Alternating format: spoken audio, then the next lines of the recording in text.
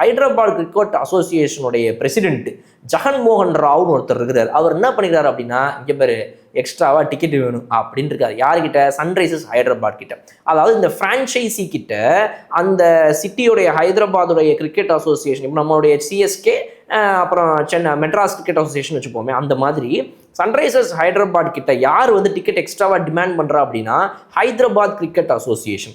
இப்போ இவங்களுடைய விதிபடி என்ன அப்படின்னா, இவங்க ஒரு அக்ரிமெண்ட் போட்டிருப்பாங்கல்ல, அந்த விதிகள் படி என்ன சொல்லுதுன்னா, அவங்களோட அக்ரிமெண்ட்ல 3900 டிக்கெட்டு ஒரு ஐபிஎல் மேட்சுக்கு சன்ரைசர்ஸ் ஹைதராபாத் இந்த ஹைதராபாத் கிரிக்கெட் அசோசியேஷனுக்கு கொடுக்கணும். அதாவது உங்களுடைய டோட்டல் கெப்பாசிட்டி, சீட்டிங் கெப்பாசிட்டிலேருந்து 10% நீங்கள் வந்து இவங்களுக்கு கொடுக்கணும் அப்படின்றதான். இது வந்து ஒரு ட்ரைபார்டைட் அக்ரிமெண்ட், அதாவது 3 பேர் இணைந்த அக்ரிமெண்ட். ஒரு பக்கம் சன்ரைசர்ஸ் ஹைதராபாத்ன்ற இந்த ஃப்ரான்ச்சைசி, இன்னொரு பக்கம் நம்மளுடைய Hyderabad cricket association, of course BCCI. இவங்க 3 பேர் இணைந்த அக்ரிமெண்ட் தான் இந்த அக்ரிமெண்ட்.